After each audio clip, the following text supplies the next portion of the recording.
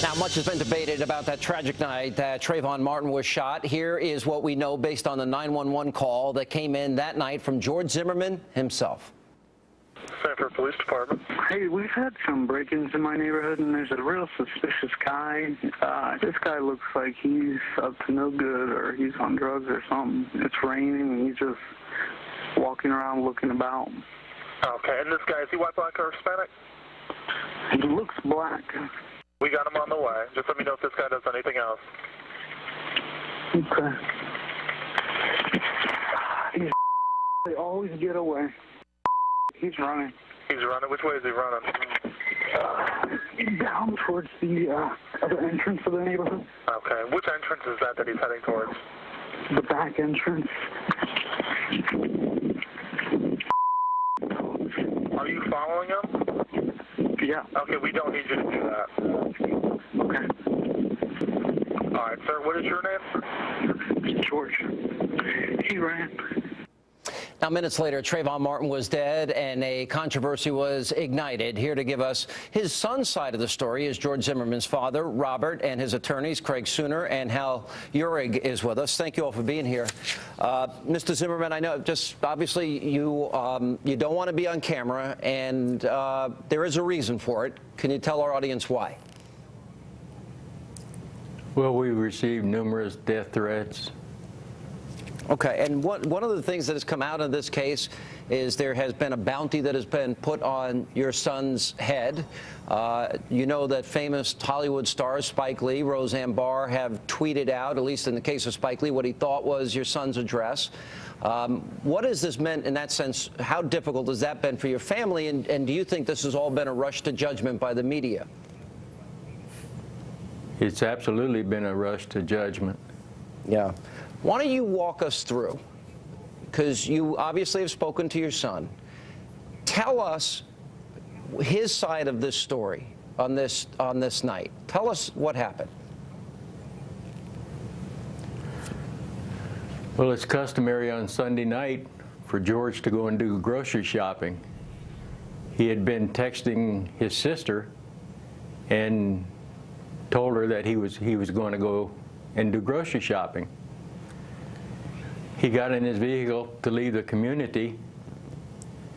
He saw somebody that did not live in the community walking behind some townhomes. That small gated community has had a lot of problems with burglaries and people coming into that community to commit crimes. So he thought that it was suspicious. Okay, so and I understand it was raining that night, and when you say that he saw Trayvon Martin walking behind townhomes, are you saying that he was up close to where the homes were? Is that why he was suspicious? I don't know exactly where Trayvon Martin was walking. I'm not real sure of that. There have been implications that have been made. One was that on the 911 tape that we just played, that he might have used a racial slur. That has been countered by other people. Two stories that I recently read, and one is that, is it true that your son would tutor African-American and minority children on the weekend? And is it also true that there was a case involving the Sanford police in which a son of a police officer hit an African-American homeless man, and that he spoke out against the policeman? Is that true too, sir? That's true concerning the assault on the homeless man. He went around to churches and put flyers on people's cars, and he just felt sorry for this homeless man not having anyone to support him. Right. And has he ever used any racial slur that you know of, sir? None whatsoever.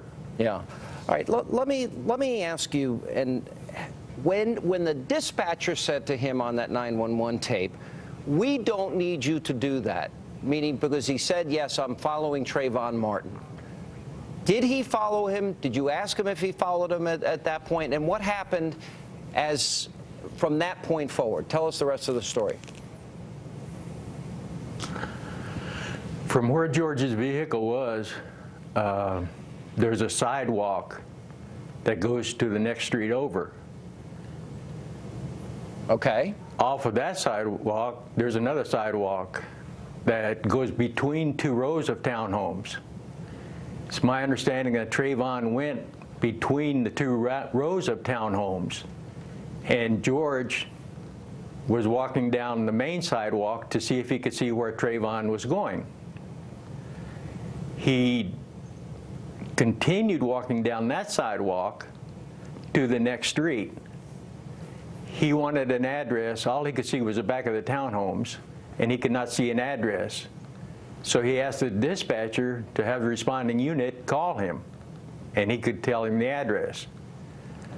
So he walked down to the end of the street, to the end of the sidewalk, to the next street to get an address.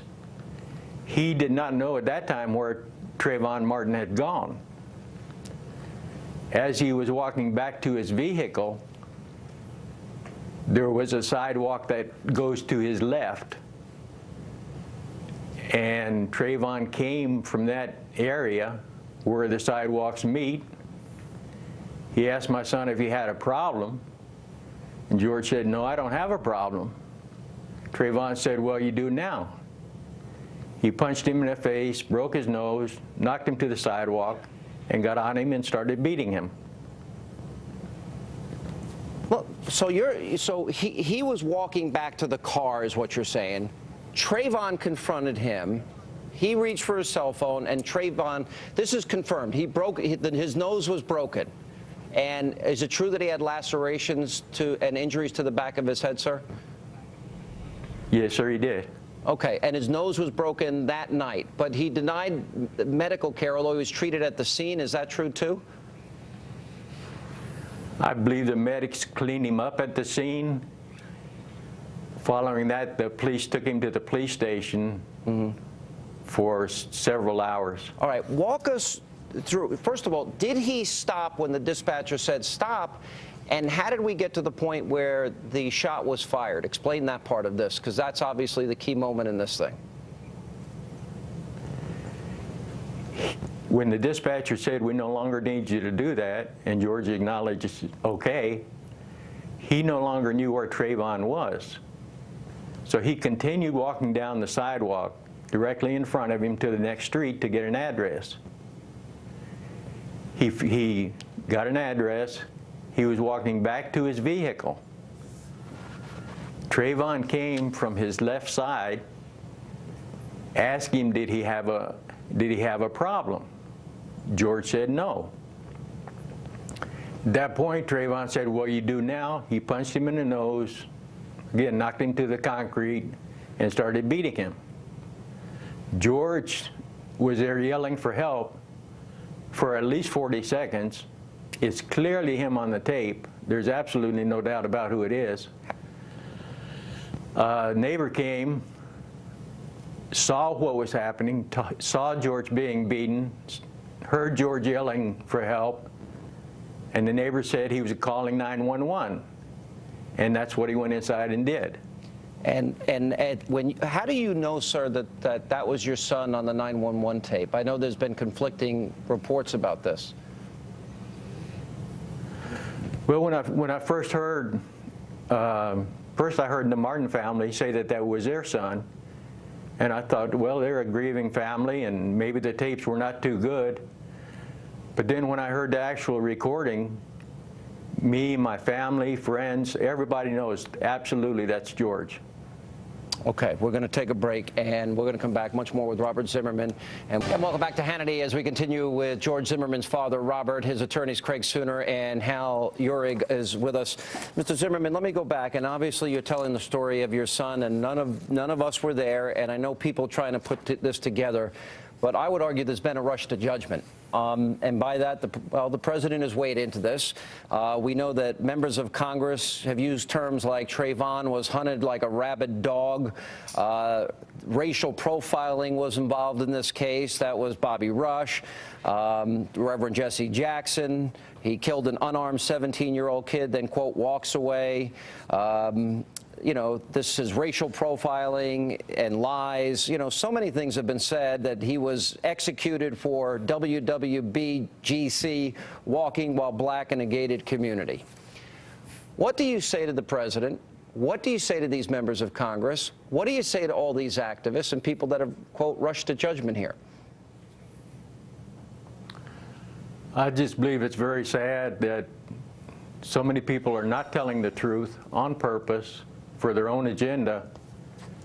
And I really thought that we had gotten past a lot of racial problems. You said about the president, you didn't see so much hate, you didn't expect or foresaw so much hate coming from the president or members of Congress. What did you mean by that, sir? Well, immediately the Congressional Black Caucus, the NAACP, I don't know how many agencies and organizations were calling for the arrest of George. And well, they're still calling for it. 95% of the facts, yes, 95% of the facts that have been verified by Sanford, the city of Sanford, they said that George's story is consistent with every eyewitness account and every piece of evidence they have. All right, let me go to the attorneys here. Craig, Sooner, and Hal Uhrig. Gentlemen, thank you both for being with us. Appreciate you being here tonight. Let me talk about the eyewitness in this case, because wasn't that eyewitness available from that first night? And didn't he say that he saw Trayvon beating on George Zimmerman? I'll let Mr. Sonner start with that one. Well, as far as those were the reports that came out, and you know, a lot of information on this case was released from the beginning, and no one is going back and saying, well, what do we know? Because I believe Trayvon Martin's father, I saw an interview that was dated some time back, and he relayed what the police had told him. Then we've heard several accounts by Mr. Zimmerman and George's brother, and those all line up the same way. There are police reports. There's evidence that has been released that shows a story of George Zimmerman acting in self-defense, and how these other conclusions are drawn is really a mystery, as how the media could put that kind of spin on a story. And first and foremost is there's really none of this evidence that's been released so far would even be admissible in court yet. There is evidence in this case that will be admissible in court, and we need to wait till that comes out instead of rushing to judgment. Well, one of the things is, you know, I think the most important thing is that this eyewitness does exist. And it seems to have been ignored. And then you have the doctoring of tapes by NBC News, and then you have ABC News making a conclusion about the videotape. Let me ask you this question. I have been told, and there's a lot of rumors, that there is more evidence that is out there that has not come out. Can you tell me, either one of you attorneys confirm that for us? Well, the police have done an extensive investigation. I know that, and there's more evidence that will come out, and I'm not at liberty to discuss that because how big an impact would that evidence have on the case then? I believe there's enough physical evidence to draw the conclusion that everything that's been said that we've learned so far, that George Zimmerman was acting in self-defense that night, it's all going to match up, and it's all going to be confirmed by physical evidence. What do you want to? Sean, if this case is go ahead. If this case comes down to a case of the law and the facts, then George Zimmerman is going to be justified in what he did. Unfortunately, it's been turned into something that it never was intended to be. On the morning of February 26th, we had a peaceful town where people went to church and sat together in multiracial congregations. They stood in line at the grocery store, and we didn't have a seething town of civil unrest because of race relations. Jesse Jackson, Al Sharpton brought that to town. They turned this into a racial event when it never, ever was one. Once all the evidence is out and you understand how the law works and what the facts are, this is a pretty clear case. And I go back, Mr. Zimmerman does not have any history of racism that we know of. He doesn't, he did tutor minority children. He did, in fact, stick up for a minority that was hit outside that bar incident. All of that is true, and when you have the conclusions that are drawn in these rallies, or the loudest voice is supposedly the most intelligent voice, they're coming to conclusions that are absolutely unsupported by history or fact. All right, last question. What about the bounty that has been put on Mr. Zimmerman by the new Black Panther Party? I haven't seen any evidence that person has been arrested. Are you demanding the arrest of the new Black Panther Party member that put that bounty out there? Well, you know, I think none of us were appointed to be roving attorney generals, so that's not my job to do that. I would hope that, you know, some justice will be brought, but I'm not going to stand here and say, oh, you should go arrest them. I think that the law enforcement community is competent to know their job and know what they need to do. So I think that, you know, they're breaking the law, and eventually I think law enforcement will get them for doing the wrong that they're doing. Gentlemen, thank you for being with us, and I urge everybody in the media and those that have not heard all the facts yet, we want to get to the truth, and in time I hope we will. Mr. Zimmerman, thank you so much for telling your story tonight. We really appreciate you being with us and your attorneys. Thank you. Thank you. And